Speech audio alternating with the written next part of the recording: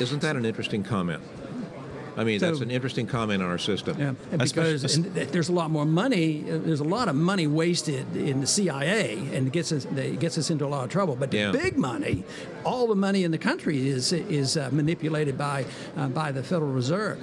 But on monetary policy, now the new chairman, Barney Frank, told me that he says, I'm looking forward to it because you and I can work together in checking up on the Federal Reserve, which he's more than a Republican would do. So I'm encouraged by that.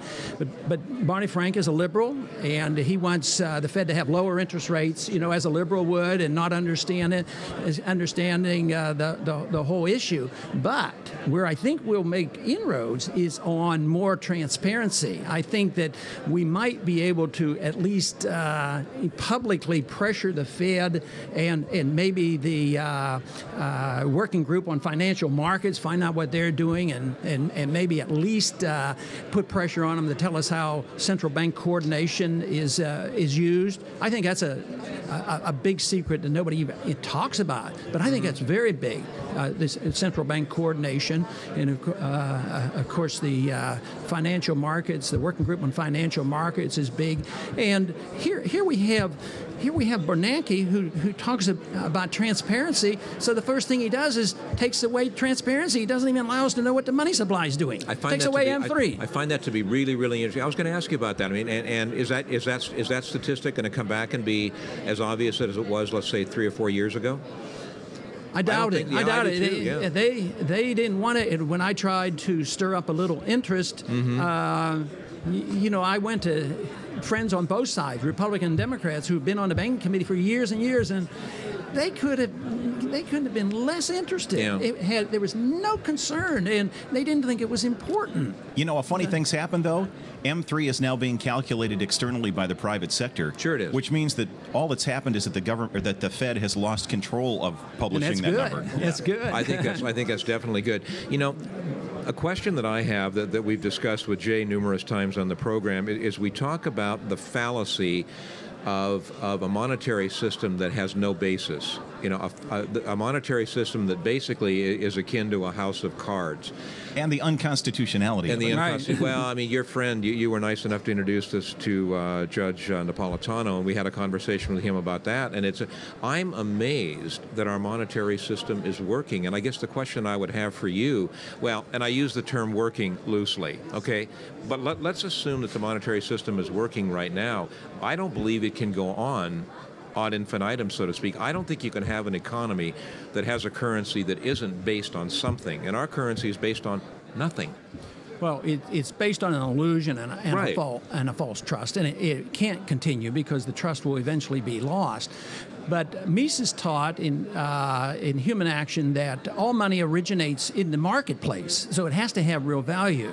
And the dollar did originate. It originated as a silver dollar and had real value, and there was gold and silver, and throughout the 20th century that was undermined until it was finally totally destroyed in 1971. Right. So we've had this total fiat dollar since 1971. You say, well, why didn't it end? Why did it last for 35 more years? Well, it was because of the origination. There are still members, believe this or not, there are still members on the banking committee that believe that the dollar is backed by gold. You've got to be kidding. No, I'm not kidding. They still do, and they're very disinterested. But they'll come and say, "Isn't the dollar backed by gold?" Well, no, not quite. Do you know that, Jay? I was totally unaware of that. Well, I know that I found it fascinating that my son in his high school course somewhere along the line was taught that by his teacher. In fact, so that the dollar is backed by gold. So it's I think it's a common perception that probably allows confidence in the dollar to be retained. That's right, and it's a false confidence, and that will be lost. So actually, it's a great benefit to us now. A lot of people who are demanding we change the exchange rates between the yuan and the dollar. They don't realize what's going to happen when the market really takes over. The market eventually will take over, and rule. But for now, we're going to benefit, and we are benefiting, and we're running our welfare and our warfare on borrowed money that we first created out of thin air. Exactly. Well, here's an interesting question. Okay, Basically, economies, at least as I understand it, economies grow because of productivity. Okay, productivity within the economy. Okay, our economy, I maintain, because of statistics that Jay brought up to Paul and I a number of years ago, our economy isn't growing because of increased productivity. Our economy is growing because of an increasing amount of debt on both the personal level and and the governmental level, and basically people are out buying suits and clothes and cars with money they get from, at the risk of being simplistic, refinancing their homes. That can't go on forever. What's going to happen in the next 5 years? Well, when the government gets involved and they run up this debt, and then it's put out in the economy, the debt eventually gets so high that it's not repayable, and our debt is not repayable. Of course not. There's going to be a default, but they won't quit writing checks. They're going to continue to create the credit, and they still remember very well, and you remember the conversation between Bernanke and Friedman, that it was the Fed's fault because they didn't print enough money in the Depression, rather than understanding that it was the Fed printing too much in the 20s.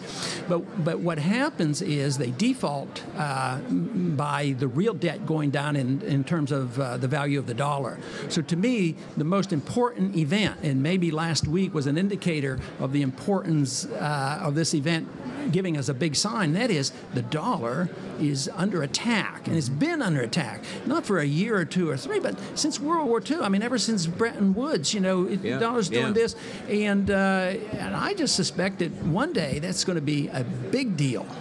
For most people in a crowd like this, it's already a big deal, and they're watching it carefully. You bet. But someday it could be a big enough deal that even the members of the banking committee in the U.S. Congress will take notice. Well,